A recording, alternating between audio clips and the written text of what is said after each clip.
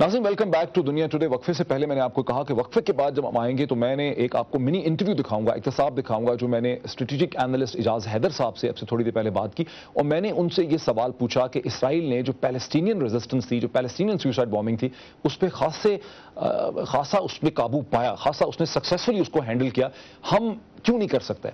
जरा देखिए जी, हम इसराइल की हिकमत अमली जो है वो इस्तेमाल बावजूद नहीं कर सकते, क्योंकि इसराइल को ये फ़ायदा था कि वो एक मुख्तलिफ कौम जो कि फ़लस्तीनी, जिनकी ज़ुबान मुख्तलिफ है, जिनका मज़हब मुख्तलिफ है, जो कि एथनिकली मुख्तलिफ हैं, उनको कुछ इलाकों तक महदूद कर सकता था इसराइल। उन्होंने महदूद किया गज़ा की पट्टी में, मगरबी किनारे पे। और उसके अलावा चूँकि फ़लस्तीनी जो हैं वो खुदकुश हमलावर जो इसराइल आते थे, वो अमूमी तौर पे वहाँ पे काम करने के लिए आते थे, तो उन्होंने वो तमाम शाराएँ जो हैं जहाँ से इस किस्म की नकलो हमल होती थी, उन पर रोड ब्लॉक्स खड़े किए। और वो रोड ब्लॉक्स ऐसे नहीं होते थे जैसे हमारे यहाँ पे रोड ब्लॉक्स हैं जिनमें से गाड़ियाँ गुजरती जाती हैं। उन्होंने प्रोफाइलिंग की फ़लस्तीनियों की, उन्होंने कहा कि इस उम्र से इस उम्र तक के लोग जो हैं वो अमूमी इस किस्म का काम करते हैं, उनको वर्क परमिट्स देने से इनकार किया गया। उसके अलावा उन्होंने बाज़ाब्ता टारगेटेड असैसिनेशन करनी शुरू की, जिसमें हवाई हमले भी शामिल थे, जिसमें हमास और फतह के जो लीडरान थे जिनके बारे में उनको शक था कि वो ये काम करवाते हैं, उनको जो है हलाक किया गया। उसके अलावा ऐसी टीम्स थी उनकी स्पेशल जो जाके असैसिनेट करती थी, कत्ल करती थी उन तमाम लोगों को जिनके बारे में शक होता था कि वो खुदकुश हमलावर तैयार करते हैं या उनका जो है वो बॉम्ब मेकर्स के साथ ताल्लुक है, या वो उस ग्रुप के सरकर्दा लीडरान में से शामिल हैं जो कि खुदकुश हमलावरों को भेजते हैं। और उसके अलावा उन्होंने वक्तन फ़वक्तन गज़ा की पट्टी और मगरबी किनारे में फ़ौजी कार्रवाइयाँ भी की और मैसिव अरेस्ट की लोगों की, और जिनको कि बहुत देर तक कैदोबंद की सहूलतें भी बर्दाश्त करनी पड़ी। हमारा जो दुश्मन है वो हमारे में शामिल है, वो इसी कौम का एक हिस्सा है, और वो आपका और मेरा हमसाया भी हो सकता है। छोटे दुरानिये में ये ज़रूरी है कि हम इफेक्टिव इंटेलिजेंस के ज़रिए इन ग्रुप्स को जो है वो बस्ट करें, इन ग्रुप्स को की सरकूबी करें। लेकिन बड़े दुरानिये में ये ज़रूरी है कि वो जहनीत जो इस चीज़ को एक्सेप्ट करती है, कबूल करती है नज़रियाती तौर पर और मजहबी तौर पर, उसको ख़त्म किया जाए। नाज़रीन अभी आपने इजाज़ हैदर साहब को सुना जो ये बता रहे थे कि कैसे इसराइल और हमारे में बुनियादी फ़र्क ये है कि इसराइल का दुश्मन आइडेंटिफाइबल था, उसकी आइडेंटिटी जो थी वो नस्लन मुख्तलिफ थी, मजहबन मुख्तलिफ थी, जबकि हमारा दुश्मन हमारा हमसाया भी हो सकता है। मैं सीधा चलता हूँ इकराम सहगल साहब के पास कराची। इकराम साहब, आपने सुना इसराइल का जो उन्होंने एक तकाबली जायजा लिया इसराइल की काउंटर स्ट्रैटेजी का, हमें किस किस्म के ऑपरेशनल रिस्पॉन्सेस चाहिए अगर हमारा दुश्मन हमारा हमसाया भी हो सकता है, हम में से ही है, हमारे अंदर ही है? देखिए, मैं थोड़ा इजाज़ हैदर साहब की थोड़ी सी बात को इजाफा करूँगा। इसराइल में एक इंटरनेशनल काउंटर टेररिज्म इंस्टीट्यूट है, उसके हेड हैं कर्नल जोनाथन फीगल। वो वहाँ पर स्पेशलाइज्ड ये जो स्टडीज़ करते हैं, और जो आप इजाज़ हैदर साहब ने बात की, बिल्कुल ठीक बात की, उनने बड़ी वो की। बात ये है कि जी आपको ये जो है स्पेशल आपको तरीक़ेकार देखें, ये जिस तरह डॉक्टर फ़रक सलीम ने भी बताया कि आपके पास डिफरेंट स्टेजेस में डिफरेंट आप कहीं पर इंसर्जेंसी हो रही, कहाँ पर टेररिज्म हो रही है। दूसरी बात, इजाज़ हैदर साहब ने ठीक बात बोली कि लोग जो आइडेंटिफाइबल इसलिए नहीं है क्योंकि हमारे में शामिल हैं, लेकिन आपकी कुछ इंटेलिजेंस ठीक हो और आपकी फोकस ठीक हो, आपकी इंटेंशन, पर्पस, मेथड और एग्जीक्यूशन, आप ये चार आपकी क्लियर, आपकी वो बोलते हैं ना selection and maintenance of M आपकी जो ठीक हो, तो हर चीज़ आप कर सकते हैं। लेकिन आपके पास एक मोटिवेशन होना चाहिए और आपके पास इंटेंशन क्लियर होनी चाहिए। आप एक देख लें, ये पूरी दुनिया को पता है कि आपके पास एक काउंटरिज्म, आपके पास एक बड़ी प्रॉब्लम है, लेकिन आपके पास अब आज तक अभी भी हम बात कर रहे हैं काउंटरिज्म फोर्स की। मैंने बार बार कहा है, मैंने अपने कॉलम्स में कहा है, मैंने टेलीविज़न पर कहा है, आपकी एंटी नारकोटिक फोर्स अभी अवेलेबल है, एंटी नारकोटिक्स फोर्स की न्यूक्लियस आपके अवेलेबल है, ये स्पेशलाइज्ड फोर्स, इनकी इंटेलिजेंस ऑलरेडी है।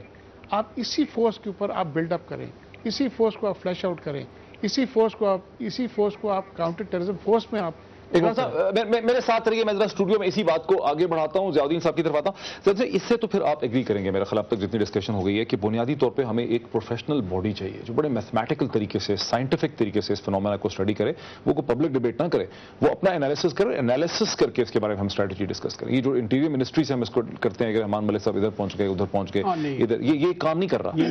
लेकिन इकराम साहब ने कहा इंटेंशन, यानी जो स्ट्रैटेजी बना रहे हैं, जो प्लान कर रहे हैं, जो काउंटर इंसर्जेंसी या काउंटर टेररिज्म की जो प्लानिंग कर रहे हैं, उनके इंटेंशंस क्या हैं? अगर इंटेंशंस ये हैं कि भाई इस मुल्क को टेररिज्म से पाक करें, सेफ करना, सिक्योर करें, तो वो सारे काम करेंगे जो एजाज ने और इकराम साहब ने कहा। अगर इनका इरादा ये नहीं है ارادے کچھ اور ہیں تو یہ میس جو ہے نا. آپ کو شک ہے کہ ان کے ارادے ہی کلیئر نہیں؟ مجھے تو شک ہے کیونکہ یا یہ کنفیوزڈ؟ نہیں کنفیوز نہیں ہے. یہ انہیں میرے خیال سے ان کے انٹینشن کلیئر نہیں ہے. They want to as somebody say they want to protect their assets for the day جب امریکنس افغانستان سے چلے جائیں گے تاکہ وہ ایک پپٹ بٹھا دیں کابل میں. یہ ان کے انٹینشنس ہیں. اس کے ساتھ کیا تعلق ہے؟ جو اس ملک میں یہ جو جنہوں نے اہل کیونکہ یہی لوگ کام کریں گے.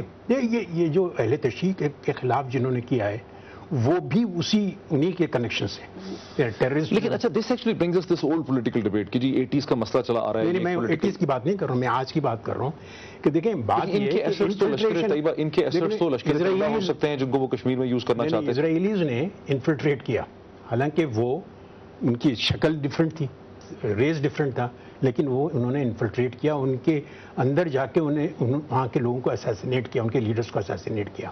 ہم کیوں نہیں کر سکتے؟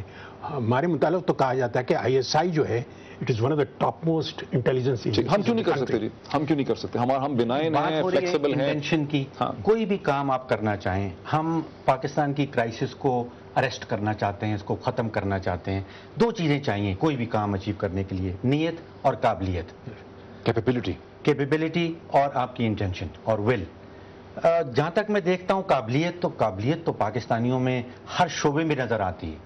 پاکستانی فزکس میں نوبیل پرائز بھی جیت لیتا ہے, پاکستانی اکنامکس میں ہیومن ڈیولپمنٹ انڈیکس بھی ایجاد کر دیتا ہے, دنیا کو دے دیتا ہے. پاکستانی وہ 23 یا کتنے اے لیولز بھی حاصل کر لیتا ہے. پاکستانی ایک وہ پاکستان سے باہر جا کے کرتا ہے نا سب کچھ. یہ تو پاکستان کے اندر کوئی مینجمنٹ پرابلم, لیکن فاؤنڈیشن کریٹ کر دی ہم نے. پاکستانیوں کی اچیومنٹس بھی ہیں. قابلیت میرا کہنے کا مقصد یہ ہے کہ کیپیبلٹی ایشو نہیں ہے, ایگزسٹ کرتی ہے.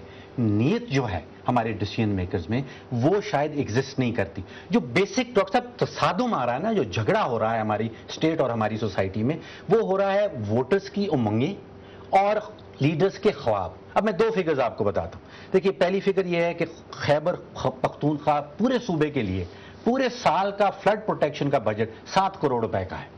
پورے سال کا اس پورے صوبے کو بچانے کا 7 کروڑ روپے کا ہے. 7 کروڑ روپیہ ہمارے وزیر اعظم صاحب 21 دن میں اپنے فارن ٹورز میں خرچ کر دیتے ہیں. بالکل صحیح. اب آپ دیکھیے کہ ووٹرز کیا مانگ رہے ہیں اور ہمارے لیڈران کیا کر رہے ہیں.